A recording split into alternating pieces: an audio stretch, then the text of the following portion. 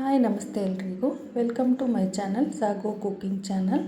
ನಾನಿವತ್ತು ನನ್ನ ಮಕ್ಕಳ ಲಂಚ್ ಬಾಕ್ಸಿಗೆ ಅಂತೇಳ್ಬಿಟ್ಟು ಕಾಬೂಲ್ ಕಡಲೆಕಾಳು ಮತ್ತು ಪಾಲಕ್ ಸೊಪ್ಪನ್ನ ಬಳಸ್ಕೊಂಡು ಒಂದು ರೈಸ್ ಬಾತ್ನ ಮಾಡ್ತಾಯಿದ್ದೆ. ಸೊ ಅದನ್ನು ನಿಮ್ಮ ಜೊತೆನೂ ಶೇರ್ ಮಾಡೋಣ ಅಂತ ಬಂದಿದ್ದೀನಿ.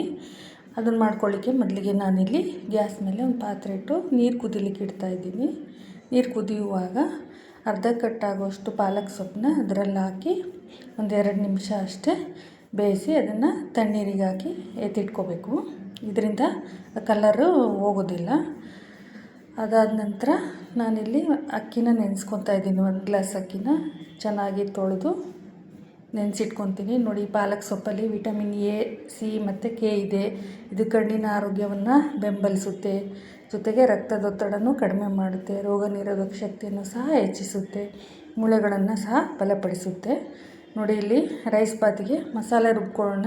ಅದಕ್ಕೆ ಒಂದು ಚಿಕ್ಕದ ಮಿಕ್ಸಿ ಜಾರ್ ತಗೊಂಡು ಶುಂಠಿ, ಬೆಳ್ಳುಳ್ಳಿ, ಹಸಿಮೆಣಸಿನ್ಕಾಯಿ, ಕೊಬ್ಬರಿ ಮತ್ತು ಒಂದು ಈರುಳ್ಳಿ ಮತ್ತು ಬೇಯಿಸಿಟ್ಕೊಂಡಿರೋವಂಥ ಪಾಲಕ್ ಸೊಪ್ಪು ಮತ್ತು ಸೋಂಪು, ಸ್ವಲ್ಪ ಕೊತ್ತಂಬರಿ ಸೊಪ್ಪು ಇಷ್ಟನ್ನು ಸೇರಿಸಿ ನುಣ್ಣದಾಗಿ ರುಬ್ಬಿ ಎತ್ತಿಟ್ಕೋಬೇಕು.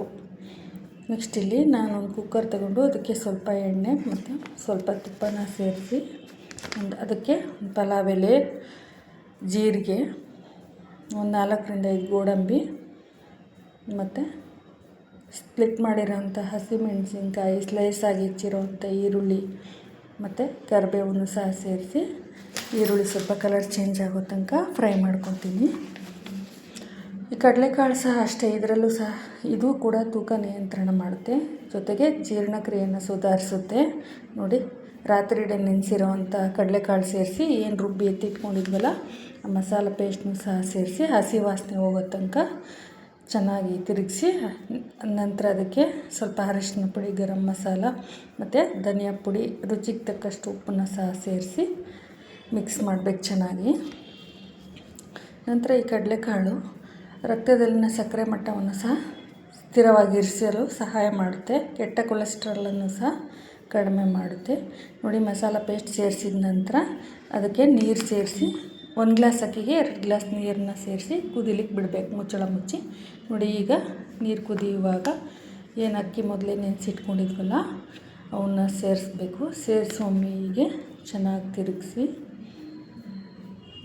ಕೊನೆಯಲ್ಲಿ ಸ್ವಲ್ಪ ಕಸ್ತೂರಿ ಮೇಥಿ, ಕೊತ್ತಂಬರಿ ಸೊಪ್ಪು ಮತ್ತು 1 ಸ್ಪೂನ್ ತುಪ್ಪನ ಸೇರಿಸಿ ಕುಕ್ಕರ್ ಮುಚ್ಚಳ ಮುಚ್ಚಿ ಮೀಡಿಯಮ್ ಫ್ಲೇಮಲ್ಲಿ 1-2 ವಿಸಲ್ ಬರ್ಸ್ಕೊಂಡ್ರೆ ಹೈ ಪ್ರೋಟೀನ್ ಹಾಗೂ ಮಕ್ಕಳ ಲಂಚ್ ಬಾಕ್ಸಿಗೆ ಚೆನ್ನಾಗಿರ್ತಕ್ಕಂತಹ ಕಾಬೂಲ್ ಕಡಲೆಕಾಳು ಮತ್ತು ಪಾಲಕ್ ಸೊಪ್ಪಿನ ರೈಸ್ ಬಾತ್ ರೆಡಿಯಾಗುತ್ತೆ. ನೀವು ಒಮ್ಮೆ ಟ್ರೈ ಮಾಡಿ. Thank you.